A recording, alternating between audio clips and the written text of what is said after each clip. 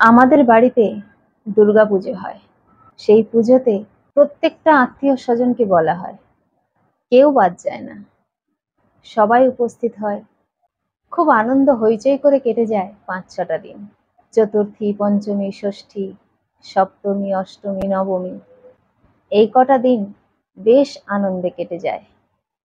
কিন্তু দশমীর দিন যখন আসে, তখন মনটা সকলেরই ভারাক্রান্ত হয়ে যায়। কারণ মাকে যে বিদায় দেবার পালা।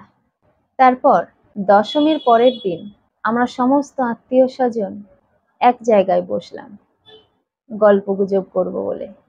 এই কটা দিন তো আর সবাই একসাথে বসে গল্প করার সময় হয় না, সবাই পুজোর জন্য ব্যস্ত হয়ে পড়ি।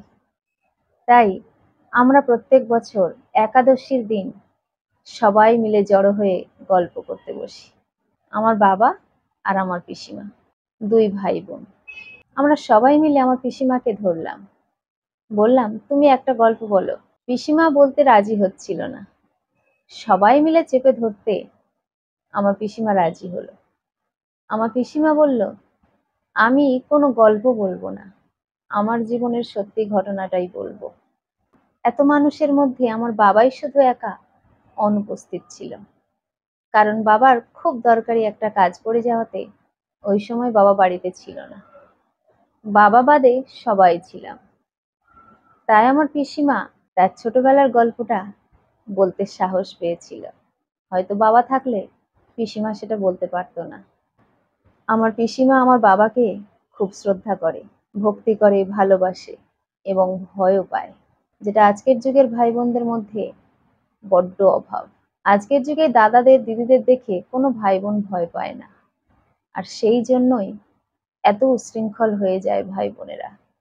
আমার পিসিমা বলল, যখন আমি ক্লাস 9-10 পড়ি, তখন আমার একজনকে খুব ভালো লাগে, কিন্তু বাড়ির ভয়তে আমি কিছুই করতে পারিনি।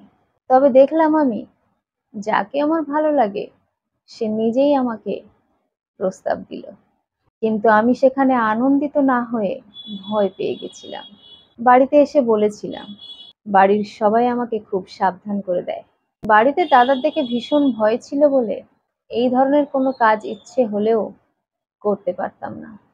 আমার জীবনে একটা নয়, দুটো নয়, অনেকগুলো প্রপোজাল এসেছিল, কিন্তু আমি কোনোটাকেই অ্যাকসেপ্ট করতে পারিনি। তার কারণ আমার দাদা। দাদাকে দেখে এত ভয় পেতাম যে মনে হতো যেন আমি যাই করি না কেন সব দাদা দেখতে পায়, সমস্ত খবর দাদার কানে চলে যায়। সেই জন্য কোনো রকমের উল্টো পাল্টা কাজ আমি করতে পারিনি জীবনে।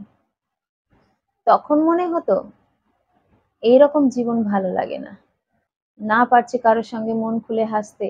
ওই স্কুলে যেটুকু সময় থাকি ওইটুকু সময়, তার বাইরে আর কিচ্ছু নেই। এখন যেমন তোরা বন্ধু বান্ধবদের বাড়িতে নিয়ে আসিস, আমার সময় সেটা হয়নি। তো বাবার জন্য সেটা কখনো করতে পারিনি। নিজেকে বড্ড পরাধীন পরাধীন মনে হতো। শুধু মনে হতো এদের ছেড়ে আমি কবে চলে যাব, এদের কাছে আমি আর থাকতে পারছি না। সমস্ত রাগ, সমস্ত ক্রোধ, সমস্ত ঘৃণা যেন দাদার উপরে জমতে লাগলো আমার। মাও অবশ্য তার সঙ্গে আছে, কিন্তু বড় হওয়ার সাথে সাথে আমি বুঝতে পারি যে আমার দাদা আজ এরকম কড়া মানসিকতার ছিল বলে আমি মানুষ হতে পেরেছি, নিজের পড়াশোনাতে মন দিতে পেরেছি, ওইসব খারাপ দিকে মন না দিয়ে। নিজের জীবনের যতটুকু উন্নতি সবকিছু তোর বাবার জন্যই। আমার দাদা ছিল বলে আমি আজ এত দূর আসতে পেরেছি। যদি দাদার শাসনটা না থাকতো, তাহলে আমি এত দূর পড়াশোনা কোনোদিনও করতে পারতাম না, হয়তো কারো হাত ধরে চলে যেতাম। আর তারপর জীবনটা কেমন ভাবে চলতো সে তো তোরা বুঝতেই পারছিস, সবাই বড় হয়েছিস, নিশ্চয়ই বুঝতে পারছিস। আজকে দাদার ভয় পেতাম বলে জীবনে পড়াশোনাটা ভালোভাবে করে যেতে পেরেছি, আর পড়াশোনাটা করতে পেরেছি বলেই আজকের মনের মতো একটা মানুষকে জীবন সাথী হিসেবে পেয়েছি। নইলে কোনো ভালো ঘরের ছেলেরা তো কোনো অশিক্ষিত মেয়েকে বিয়ে করতো না। আমার ঠাম্মা সেখানে উপস্থিত ছিল। ঠাম্মা বলল, যাই হোক, ওইরকম একটা দাদা পেয়েছিলি বলে তোর জীবনে সবকিছু ভালোভাবেই চলেছে। আজকের যুগে এসব ছেলে মেয়েদেরকে দেখছিস না, যারা কোনো গুরুজনকেই মানে না, তাদের জীবনে কি উন্নতি হবে। আমি বুঝতে পারলাম আমার ঠাম্মা আমাদেরকে উদ্দেশ্য করেই বলল, কারণ আমার দাদাকে আমি সত্যিই মানি না।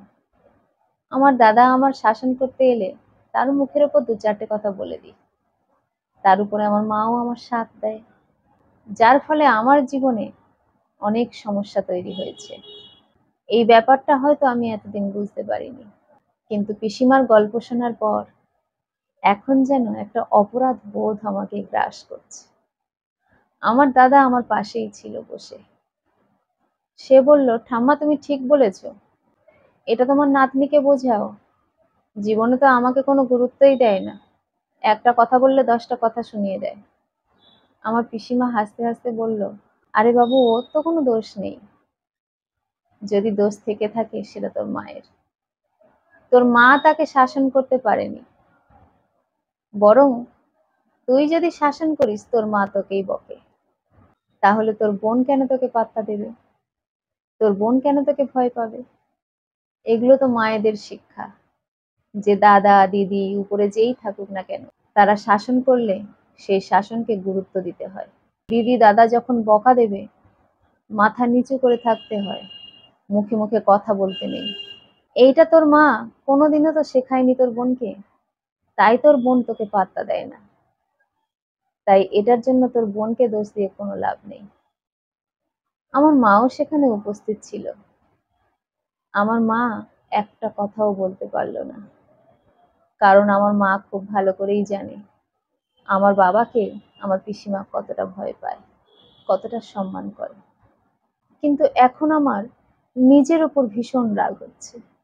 আমি তো সবসময় দেখেছি চোখের সামনে যে আমার পিসিমা আমার বাবাকে কতটা সম্মান করে, তাহলে সেটা দেখেও কেন আমি শিখিনি?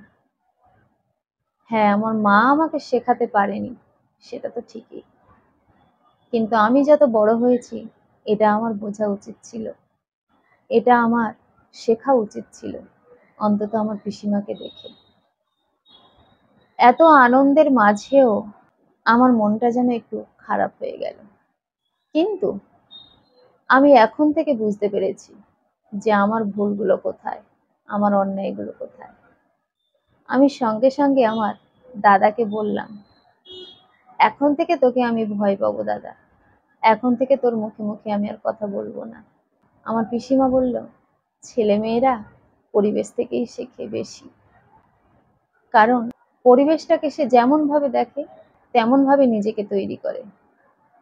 যে পরিবেশে সে মানুষ, সেই পরিবেশ থেকেই তো সে শিক্ষা নেবে। এখানে আমি কতদিনের জন্য আসি? এখানে তুই, তোর বাবা, তোর মা, তোর ঠাম্মা আর তোর বোন সবসময় থাকিস। তাই তোদের মধ্যে যেটা ঘটবে সেটা দেখেই ও বড় হচ্ছে, আর সেটা দেখেই ও শিখছে। আমার ঠাম্মা বলল, আমি কতবার তোর বৌদিকে বুঝিয়েছি জানিস, যে তুমি এরকম করে তোমার মেয়েটাকে মাথায় তুলো না। দাদা যখন বকে শাসন করে তখন তাকে সেটা করতে দাও, ওকে এটা বোঝাও যে বড়রা যেটা বলে সেটা শুনতে হয়। কিন্তু তোর বৌদি আমার কথাকে গুরুত্ব দিত না, সেখানে আমি আর কি করতে পারি বল? আমার মা বলল, মেয়েটা একটু উচ্ছৃঙ্খল হয়েছে, সেটার জন্য সত্যি আমি সম্পূর্ণভাবে দায়ী। আমি সঠিক শিক্ষা দিতে পারিনি। ছেলেটা ওর বাবার মতোই হয়েছে, বাবার মতো রুচিশীল, বাবার মতো ভদ্র সভ্য। আমি সেটা কেন যে এতদিন ভালো করে বুঝতে পারিনি, যে আমার ওই ছেলেই পারবে তার বোনকে মানুষ করতে। সে যখনই তাকে শাসন করতে গিয়েছে, মেয়েটার জন্য কেমন একটা হয় আমার, ওকে কেউ বকুক সেটা যেন আমার ভালো লাগে না। তাই আমি ছেলেকে সবসময় বকি যে কেন ছোট বোনটাকে বকিস। এটা আমার চরম ভুল, আজকের থেকে আমি সেটা উপলব্ধি করেছি। আর ও যখন নিজেই সেটা উপলব্ধি করেছে তখন আমার আর কিচ্ছু বলার নেই। আমি আমার পিসিমার কাছে দৌড়ে গিয়ে গলা জড়িয়ে ধরে বললাম, পিসিমা, ভাগ্যিস তোমাকে আজকে গল্প বলতে বলেছিলাম, আর ভাগ্যিস তুমি তোমার নিজের জীবনের গল্পটা বললে। তাই তোমার জীবনের এই ঘটনা থেকে আমি নিজেকে শুধরে নিলাম। এখনো অনেক সময় আছে আমার শুধরে যাওয়ার। পিসিমা আমার মুখে হাত বুলিয়ে বলল, এই তো আমার ভাইজি ভালো বুঝেছে। জানি তো তুই বুঝবি, তোরা তো সেরকম ছেলে মেয়ে যে বড়রা বোঝালে বুঝবি না। দাদা তোর থেকে খুব বেশি বড় নয় বলে তাকে তুই খুব একটা পাত্তা দিস নাই, কিন্তু আমার কাছে এইসব ঘটনা শোনার পর এখন আর সেটা নিশ্চয়ই তুই মনে করবি না। দাদাকে সম্মান কর, ভালোবাস, দাদাকে ভক্তি কর, কারণ তোর যে দাদা, সেই দাদার মতো দাদা পাওয়া খুব ভাগ্যের ব্যাপার। ওইরকম দাদাকে কখনো অবহেলা করিস না মা।